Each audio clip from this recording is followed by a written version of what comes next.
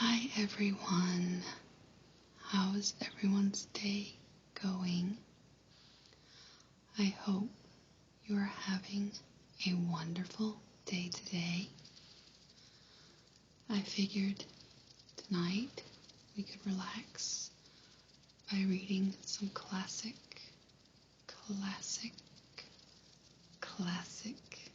bedtime stories together.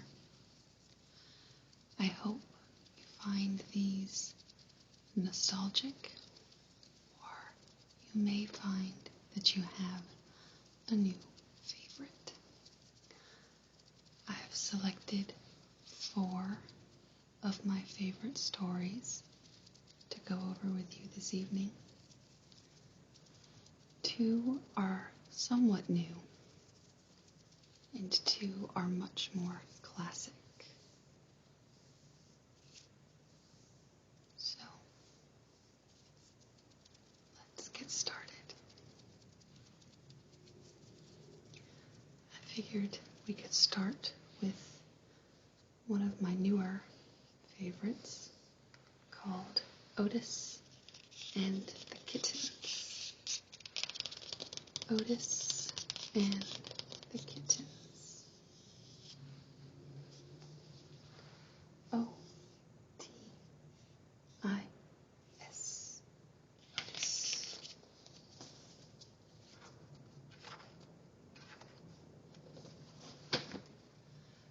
It was a hot and dry day on the farm where the friendly little tractor named Otis lived. Otis couldn't remember the last time that it had rained. Farmers all over the valley grew more anxious by the day. Water was in short supply, the ground was hard, and the corn stalks were half as tall as they should have been. Otis spent his afternoons out in the sweltering fields with the farmhands baling straw.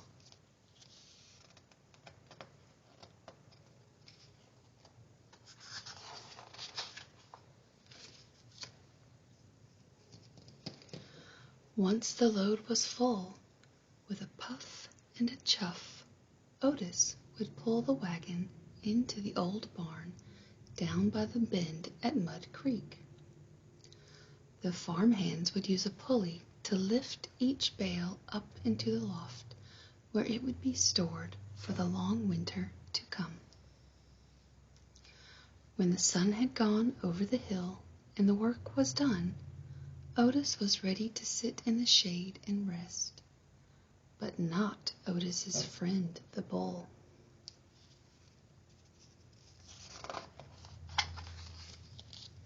The bull liked to stand in front of Otis and snort and snarl and huff hot air. 2 snorts, a snarl, and a huff, huff, huff. All the animals knew what that meant. The bull was challenging Otis to a tug of war. Otis smiled. His friends were always eager to play, even after a long day of work. One duck wound the end of the rope around the bull's horns. Another duck looped the other end around Otis's steering wheel. The animals then took sides, grabbing on any way they could. Everyone pulled and tugged with all their might. Eventually, Otis would ease up a little. He didn't care much about winning. He just liked having fun with his friends. We have 1, 2, 3, 4, 5, 6, 7, 8, 9, 10 little friends. One afternoon, when everyone was up under the shade of the apple tree, Otis spotted something moving down in the field. It looked to be an orange tabby cat. Where did she come from? Otis wondered. He watched as she ran toward the old barn, and there he saw something that caused his engine to sputter. A swirl of smoke. friend right there running. All the smoke. All the smoke.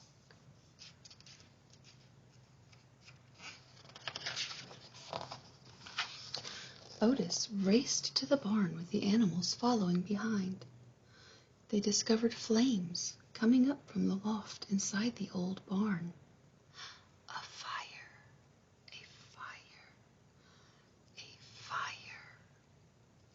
The barn was filled with brittle, dry straw, and Otis knew it wouldn't take long for it all to burst into flames.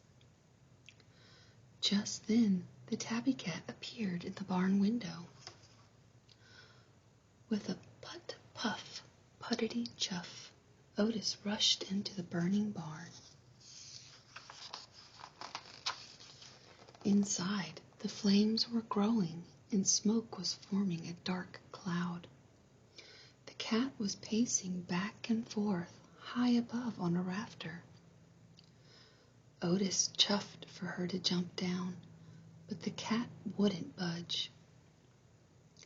Instead, she stared down at Otis and belted out the loudest meow Otis had ever heard. What was she trying to tell him? She is meowing. Suddenly, Otis heard a tiny meow from the hayloft, and then another tiny meow, and another, and another, and another, and another. At once, 5 furry little heads popped up, staring down at him. Kittens. As flames blazed overhead, Otis stood on hind wheels and stretched to the edge of the loft. To a chorus of tiny meows, one by one, the kittens hopped down. 1, 2, 3, 4, 5. The farm animals cheered as Otis emerged from the burning building with kittens all over him. But as soon as Mama Cat counted the little heads, she meowed frantically back at the barn.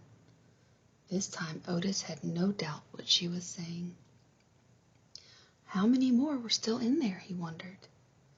By then the top of the barn was engulfed in flames, sending large plumes of smoke up into the sky. Otis was afraid, but he gunned his engine, screeched his tires, and dashed back into the burning barn. Inside, the heat was growing worse, and it was hard to breathe. Otis revved his engine, and one last little head popped up, trembling from fear. Otis puffed a gentle chuff, and the kitten climbed down on top of him, hopped to his seat, leapt to the floor, and scampered out of the barn to safety. One little kitten. Outside, the animals cheered when they saw another kitten emerge, and they waited for Otis to follow. Inside, the flames spread by the second. Otis wheeled around to see if any more kittens were left. The old boards in the barn floor creaked, buckled, and moaned. The walls popped. He couldn't wait another second. Just as Otis spotted the exit and raced his wheels to leave, there was a giant crash, crash, crash.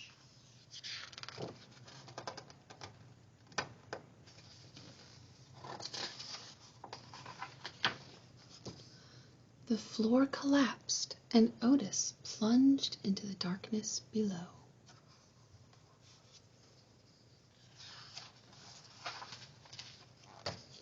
Outside, the animals held their breath, waiting for their friend to emerge. Inside, Otis couldn't move. He had fallen into the cluttered lower level of the old barn, and he was covered in dust, debris, and broken planks.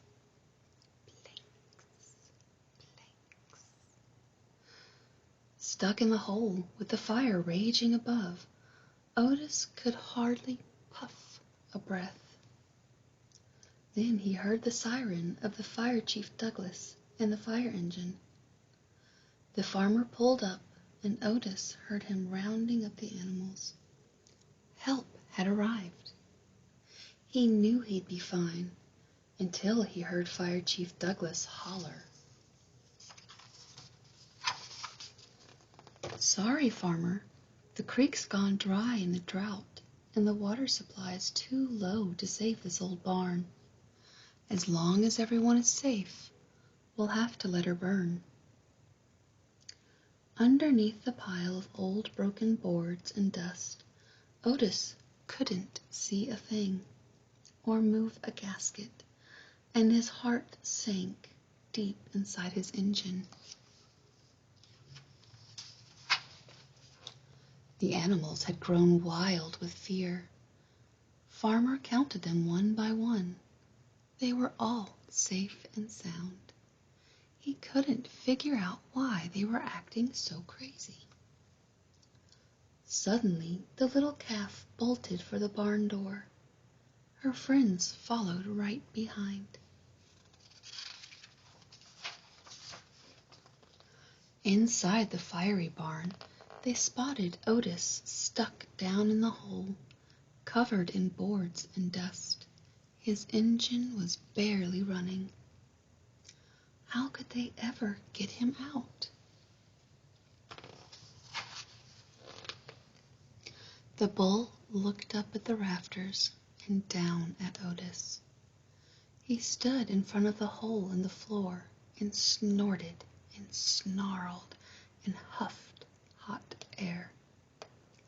2 snorts, a snarl, and a huff. The animals knew just what that meant.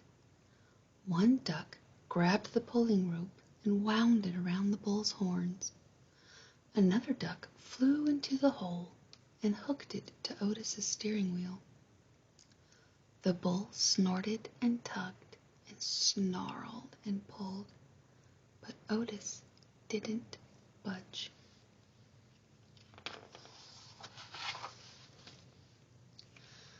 The horse and the cow grabbed and pulled the rope behind the bull, and together they snorted and tugged and neighed and booed and pulled, and Otis teetered ever so slightly. The little calf jumped in and tugged and bawled and pulled, and Otis raised a bit more. The puppy grabbed the rope behind the little calf, and with a fierce arf, tugged and pulled and growled as Otis inched upward. And then came a piercing meow and the sound of Fire Chief Douglas shouting, "Holy moly, Otis is in there. Hold on tight, everyone. I'm here to help."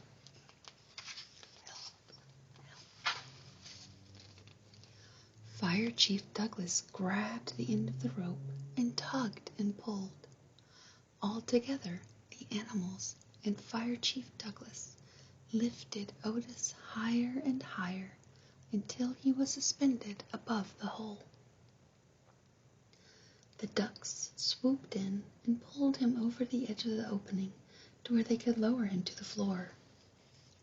Together, everyone pulled the dust and ash-covered tractor out from the burning fire just as parts of the barn began to fall.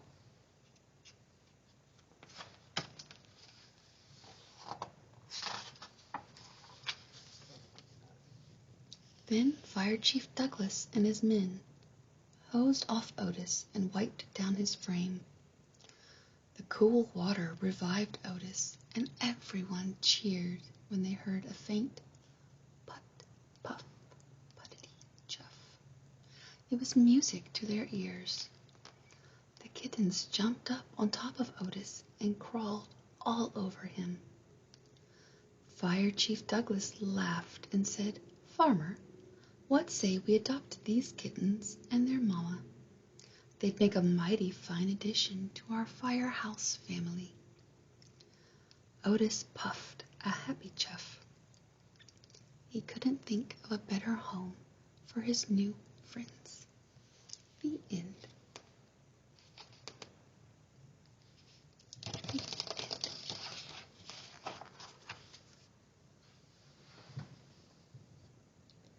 Next, I thought we would have a more classic option.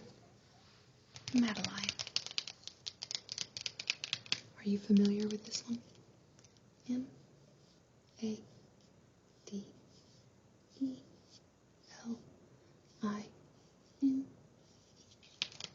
Madeline.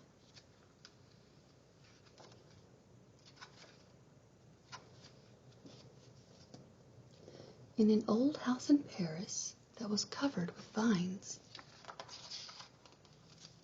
lived 12 little girls in 2 straight lines. In 2 straight lines they broke their bread and brushed their teeth and went to bed. To bed. They smiled at the good and frowned at the bad. And sometimes they were very sad. They left the house at 9:30 in 2 straight lines. 2. In rain or shine.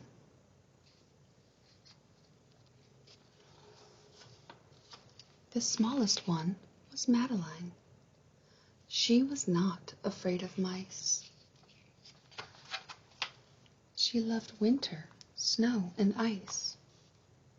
To the tiger in the zoo, Madeline just said, "Pooh, pooh, pooh."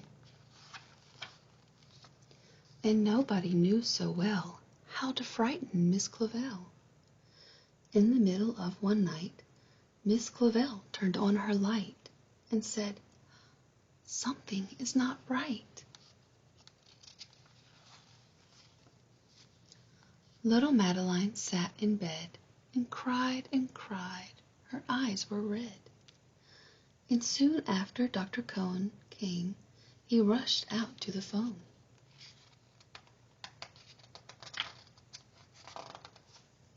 And dialed, then toned 106. "Nurse," he said, "it's an appendix." Everybody had to cry. Not a single eye was dry. Madeline was in his arm, in a blanket, safe and warm. Safe and warm. In a car with a red light, they drove out into the night. Madeline woke up 2 hours later in a room with flowers. In a room with flowers. Madeline soon ate and drank. On her bed there was a crank, and a crack on the ceiling that had the habit of sometimes looking like a rabbit. Little bunny.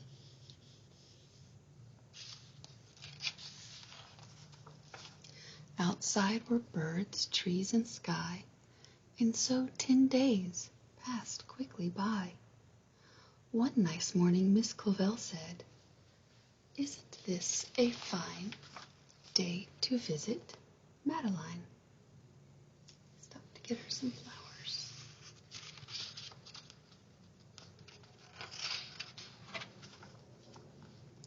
Visitors from 2 to 4 read a sign outside her door, tiptoeing with solemn face, and some flowers in the vase. In they walked and then said, "Ah," when they saw the toys and candy in the dollhouse from Papa. But the biggest surprise by far, on her stomach was a scar. "Goodbye," they said, "we'll come again." and the little girls left in the rain.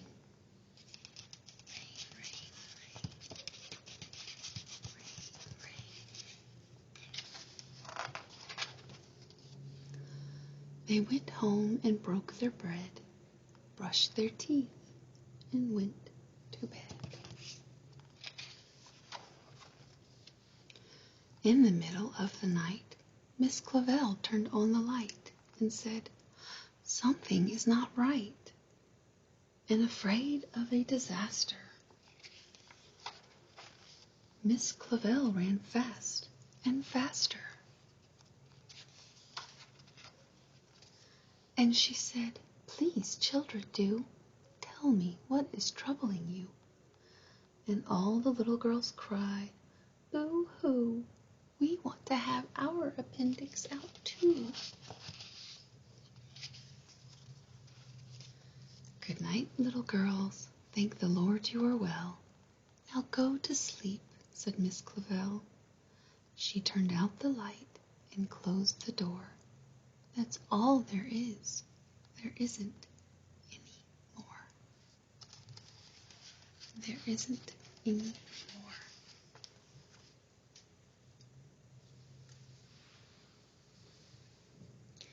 Now this one next is a little bit more new. It is one of my favorites. It's called Stay This Way Forever.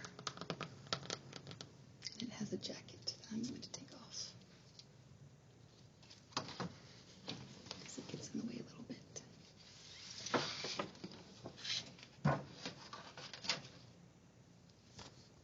Stay this way forever.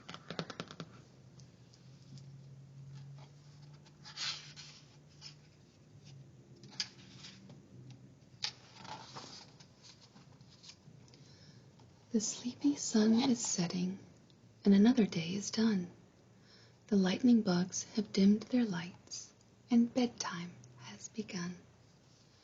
The moment that you're tucked in tight and you drift off to sleep, I think of all the memories that I would like to keep.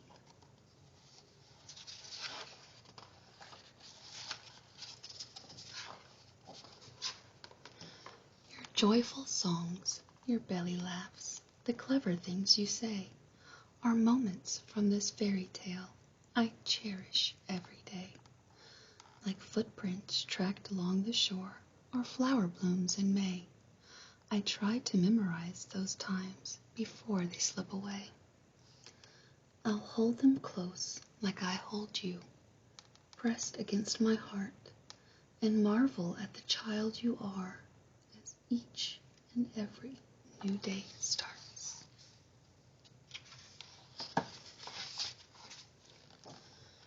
You wake up every morning with a grin from ear to ear, then wrap your arms around my neck. Your snuggles are so dear. You pucker up for kisses, unafraid to let love show. The feeling is pure joy each time I hear your sweet hello, hello, hello. Your giggles make me giggle as we share a tickle fight. You catch your breath and then start to squeal. The sound is pure delight. Sweet child, keep the love and joy in everything you do. Stay this way forever is the wish I have for you. You're curious about the world and everything you see, from dewdrops on a flower to the buzzing of a bee. I'm inspired every day to see things through your eyes, reminding me the world is filled with wonder and surprise.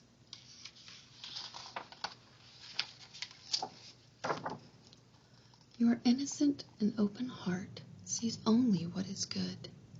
I hope you stay this way forever, long past childhood.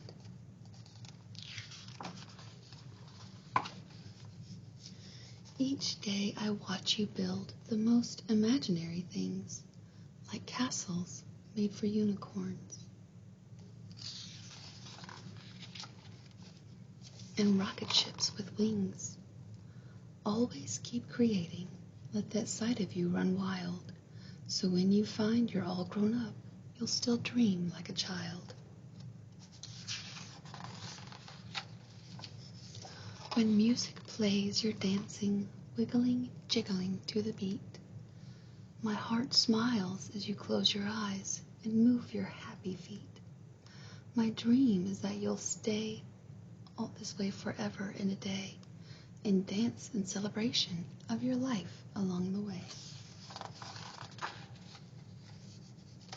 When you're hurt or feeling bad, I wipe away your tears, then cuddle close and hold you tight to soothe away your fears. There might be days when things get tough and you just want to hide, but please remember this, my love. I'll always be right by your side. I'll always be there watching, trying to keep you safe from harm.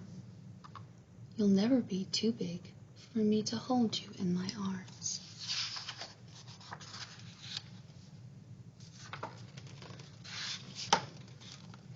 I have so many dreams for you and what your life may hold. I'm blessed to have a front row seat to watch it all unfold. But for now, please promise me as you begin to grow that you'll stay true to who you are and everything you know.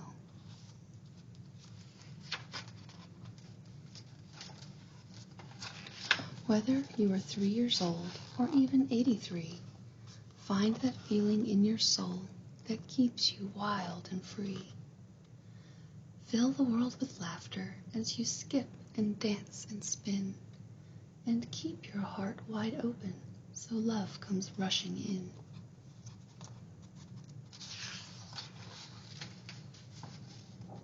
Create and find the wonderful in everything you do, and stay this way forever, always knowing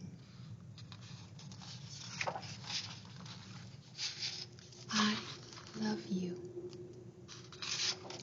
I love you.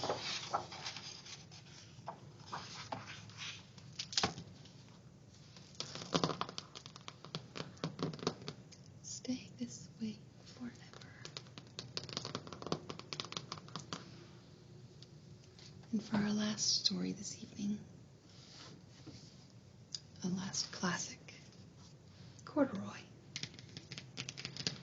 Corduroy. C-O-R-D-U-R-O-Y.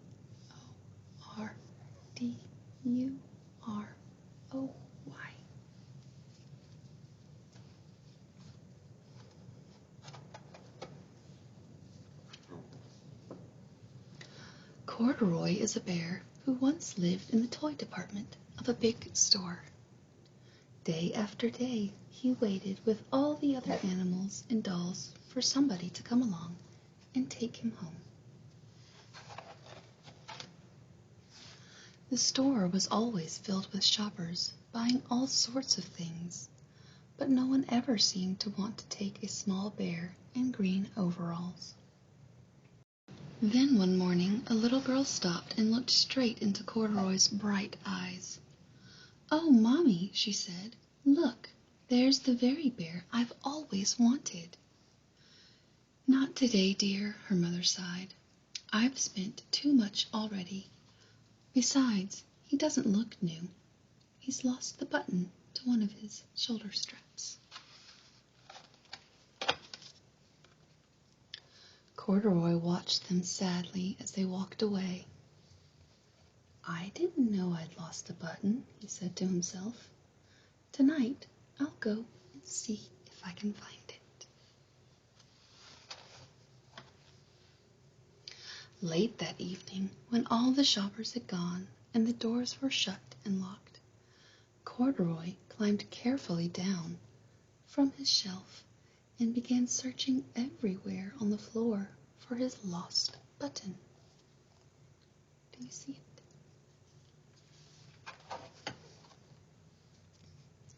Suddenly he felt the floor moving under him. Quite by accident, he had stepped onto an escalator, and up he went. Up, up, up. Could this be a mountain, he wondered? think I've always wanted to climb a mountain." He stepped off the escalator as it reached the next floor, and there, before his eyes, was a most amazing sight. Tables and chairs and lamps and sofas and rows of beds. "This must be a palace," Corduroy gasped. "I guess I've always wanted to live in a palace." He wandered around admiring the furniture. "This must be a bed," he said. "I've always wanted to sleep in a bed." And up he crawled onto the large, thick mattress. All at once he saw something small and round. "Why, here's my button," he cried, and he tried to pick it up. But like all the other buttons on the mattress, it was tied down tight. He yanked and pulled with both paws until pop, pop, pop. Off came a button, and off the mattress Corduroy toppled. Bang! Into a tall floor lamp. Over it fell with a crash, crash. Corduroy didn't know it, but there was someone else awake in the store. The night watchman was going his rounds on the floor above. When he heard the crash, he came dashing down the escalator. "Now who in the world did that?" he exclaimed. "Somebody must be hiding around here." He flashed his light under and over sofas and beds until he came to the biggest bed of all. And there he saw 2 fuzzy brown ears sticking up from under the cover. 1, 2, 2 little ears. "Hello," he said. "How did you get upstairs?" The watchman tucked Corduroy under his arm and carried him down the escalator and set him onto the shelf in the toy department with the other animals and dolls.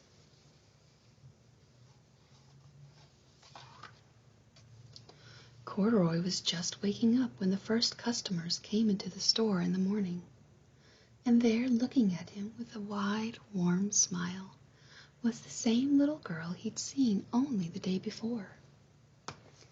"I'm Lisa," she said, "and you're going to be my very own bear. Last night I counted what I've saved in my piggy bank, and my mother said I could bring you home." "Shall I put him in the box for you?" the saleslady asked. "Oh, no, thank you," Lisa answered, and she carried Corduroy home in her arms. She ran all the way up 4 flights of stairs, into her family's apartment, and straight to her own room. Corduroy blinked. There was a chair and a chest of drawers, and alongside a girl-sized bed stood a little bed just at the right size for him. The room was small, nothing like that enormous palace in the department store. "This must be home," he said. "I know I've always wanted a home." Lisa sat down with Corduroy on her lap and began to sew a button on his overalls. "I like you the way you are," she said, "but you'll be more comfortable with your shoulder strap fastened." "You must be a friend," said Corduroy. "I've always wanted a friend." "Me too," said Lisa, and gave him a big hug. Corduroy is a bear who once lived in the toy department of a big store. Day after day, he waited with all the other animals and dolls for somebody to come along and take him home.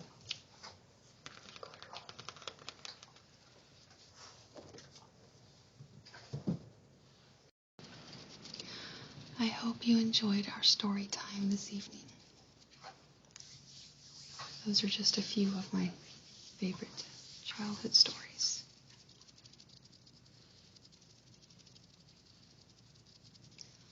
I hope you sleep well and that you come back next time. I do have a question for you though. What are some of your favorite triggers that we can explore together? Together. Together. And as always, I hope that you sleep